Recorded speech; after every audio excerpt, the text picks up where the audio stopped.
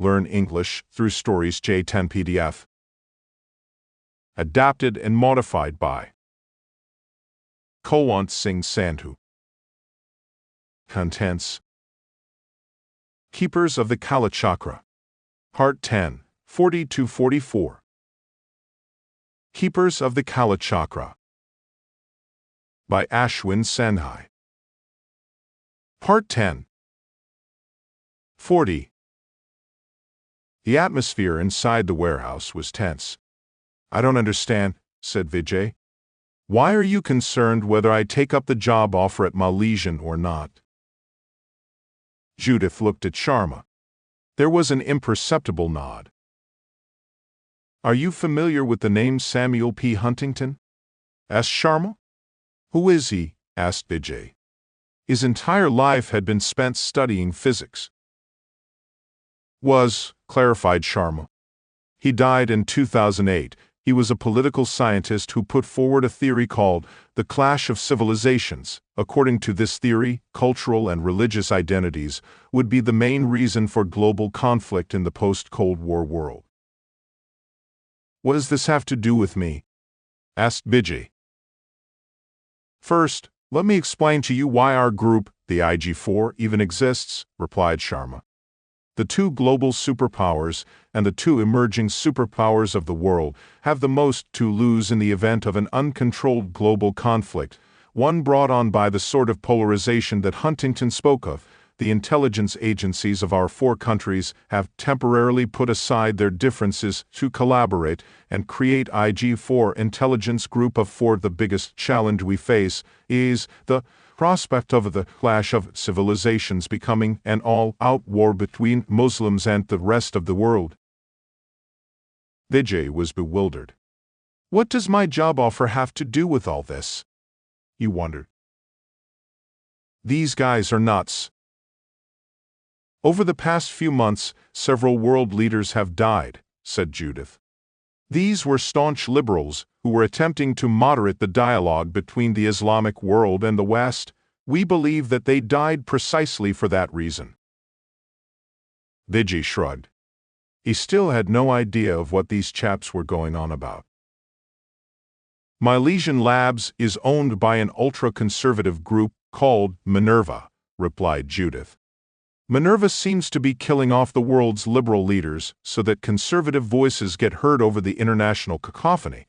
This would result in an escalation of conflict, not just with Islamism, but also with Islam." "What's the difference?" asked Vijay. "Lots," replied Judith. "Islam is a faith. A means to worship. Islamism is political Islam espoused by groups that aim to establish a Sharia-based Islamic state." "Each of the people eliminated died mysteriously," added Sharma. "Unfortunately, we do not know how Minerva succeeds in breaching the security around these people and then kills them without poisoning, shooting, strangling, stabbing, drowning, or any of the other usual methods. That's why we need you to go inside." "You've got to be kidding me," said Vijay. "You want me to put my own life on the line on account of this ridiculous theory of yours? Forget it. Samuel Hunter be damned." "Samuel Huntington," corrected Judith as she continued staring into Vijay's eyes. 41. Alexei Mikhailov sat motionless inside his apartment suite within the Malaysian Labs facility in Uttarakhand. He was seated on a yoga mat in the lotus position, his legs locked together, his spine ramrod straight, and his shoulders relaxed. His eyes were closed, and he was breathing slowly and deeply. His stance was no different from that of the ancient statues depicting Shiva or Buddha. Years of practice ensured that Mikhailov's body was almost entirely inert and his mind free from distractions. At 60, Mikhailov was one of the oldest residents of the complex. He was odd in appearance, primarily because he maintained his hair in a fuzzy Einstein-like fashion.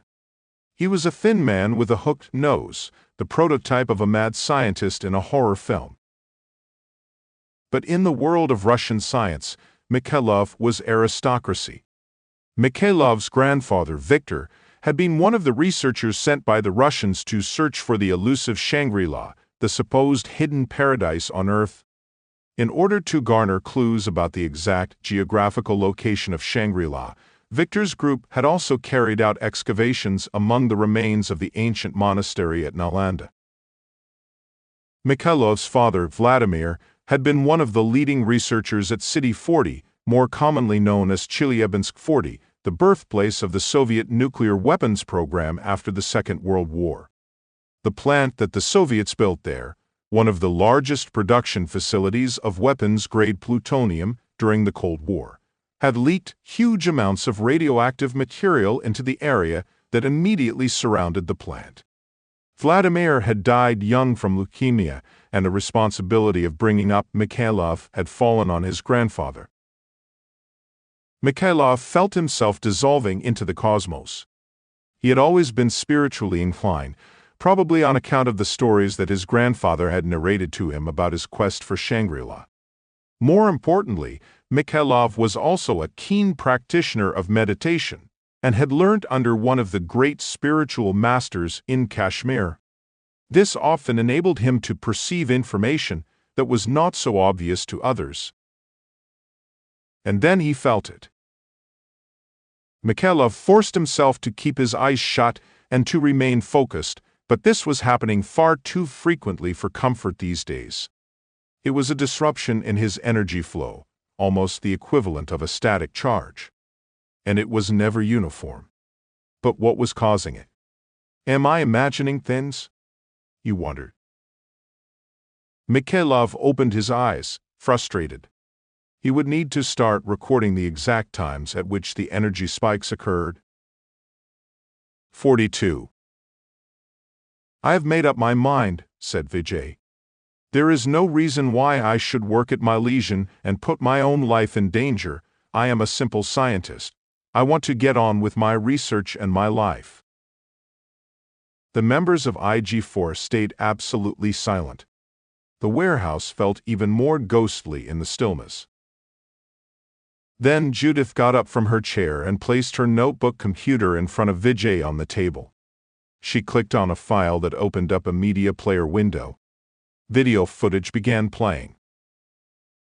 Vijay looked at it reluctantly. He snapped out of his hesitation when he realized what was contained in the video recording. Sujatha.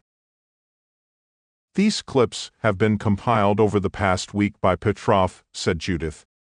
They showed Sujatha in the mall, at the metro station, entering the cinema, and leaving her BSI office. In each frame, a lean stranger with a gaunt face could be seen lurking a few steps away. The video compilation ran for less than 5 minutes. Now look at this, said Judith, clicking open another file. Again, it was a video that had been strung together from various source files. It showed Vijay walking out from the IIT gate, entering a coffee shop, exiting the supermarket, waiting for a train at the station. A dark man with a pock-marked face could be seen trailing him in all the clips. Judith observed Vijay's expression. He was shaken. She moved in for the kill. The people stalking you and your girlfriend are Minerva associates. The only reason we have this evidence is because we have been keeping tabs on Minerva. Vijay was stunned into silence. After what seemed like an interminable lull, he asked, "Were you the ones who searched my flat?" "No," said Judith. "But we have video recordings of the Minerva agents who did. How safe will either you or Sujatha be if you are not under IG4's protective umbrella? Isn't it possible that Minerva will use Sujatha as leverage to get you to fall in line? She travels alone all over the country as part of her job. How difficult would it be for them to get her or you?" "It's a low blow," muttered Vijay. But something else was nagging him. Those operatives who were following Sujatha and me, how can I be certain that they were Minerva people and not IG4 agents? "You're wondering whether the people following you were our agents," said Judith. The woman had more than a sixth sense. Vijay nodded mutely. "Let me show you the clips yet again," said Judith, clicking the play button yet again.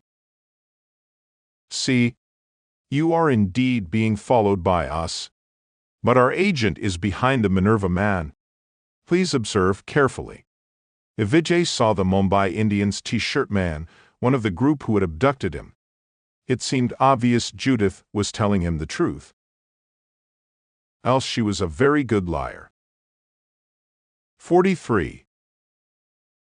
V. exclaimed Sujatha. What happened to you? Vijay's face and eyes were swollen.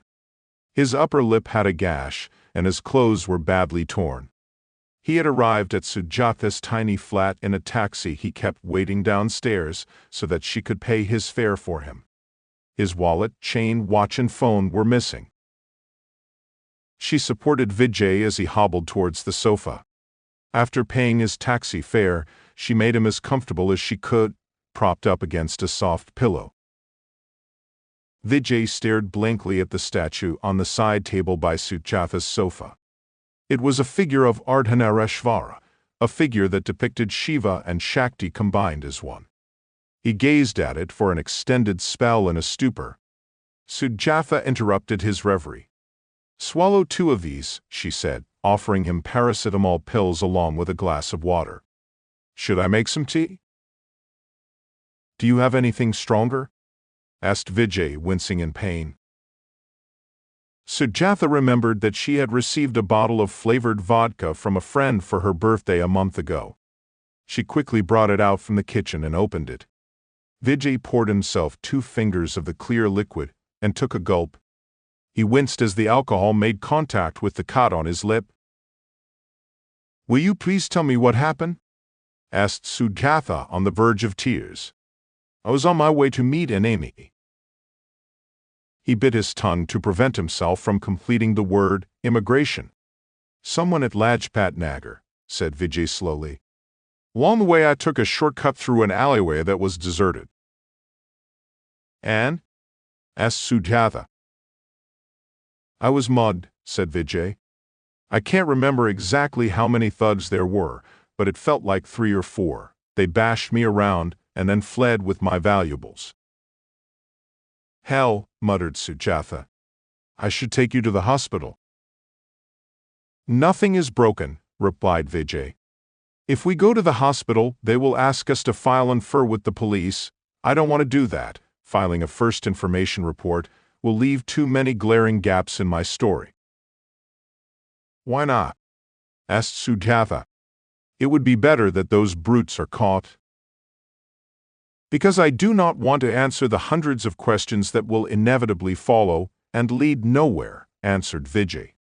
I need to leave Delhi in a few days, and if there were to be a police case, they would need me to appear at the magistrate's court. Where are you going? Asked Sujatha. I've decided to take your advice, said Vijay. I'm accepting the financial security that a job with Malaysian Labs offers. 44. Vijay had not wanted to lie to Sujatha about what had happened to him, but the necessity of doing so had been made evident to him by J10. If Sujatha were ever abducted, the less she knew, the safer she would be. At the warehouse meeting with his abductors, Vijay realized that, whether he liked it or not, he was already stuck neck-deep. He looked at the 4 members of J10 for reactions, but there were none. I'll accept Schmidt's offer, he said eventually. But how will you ensure that Sujatha and I are protected? Sharma got up from his chair and walked to where Vijay sat. In his hand was something that looked like a gun. Vijay looked warily at it as Sharma inched closer. Stop worrying, said Sharma. What I'm holding is a jet injector. It's a syringe that uses a high-pressure jet of liquid to penetrate the epidermis. It is powered by compressed air. I'm going to use it to embed a really tiny microchip under your skin. Observing the consternation on Vijay's face, Judith interrupted. The microchip is cutting edge, not yet commercially available. It draws power from electrolytes within the human body. The chip will keep us aware of your location as well as your physical condition. Once the assignment is over, the chip can be removed. Physical condition? Asked Vijay. Is that a euphemism for whether I'm dead or alive? He yelped as the injector transferred the wheat grain-sized chip into his upper arm with a whoosh. Sharma applied an adhesive strip to the spot where the chip had been embedded. You can take off the strip in 10 minutes. What if I need to pass through scanning devices? Asked Vijay. Will the microchip show up? No, replied Sharma. The chip is engineered from flexible polymer lined by animal tissue. If it does get detected, it will simply show up as a cyst or hardened tissue. Vijay digested the information. These IG4 guys think about everything. Terrifying foursome. Anything else? Asked Vijay, already regretting the fact that he had agreed to go along with IG4. We need to rough you up, replied Judith. WHY, spluttered Vijay. Relax, said Judith. We simply need you to accept a few blows to your face so that your bruises allow you the luxury of a cover. You are obviously under surveillance by Minerva. You will need a cover story to explain your current absence from their radar. We would like you to maintain that you were mugged and left unconscious at a deserted warehouse. This narrative is necessary to make sure that Minerva does not get suspicious. Is this really necessary? Asked Vijay, not relishing the prospect of being bashed about. You will need to maintain the same story with Sujatha, said Judith, ignoring his question. You must not reveal anything about IG4 or the true purpose of your job at Milesian Labs. This is to ensure Sujatha's safety in the event that she is ever captured by Minerva. Why don't you say you don't want to take the risk of Sujatha revealing anything to her captors if she is ever abducted? Thought Vijay. Before Vijay could argue further, Petrov administered a blow to the right side of his face. Vijay howled in agony, but before he could recover, Petrov landed yet another punch, and then another. Petrov seemed to be enjoying himself. The bastard.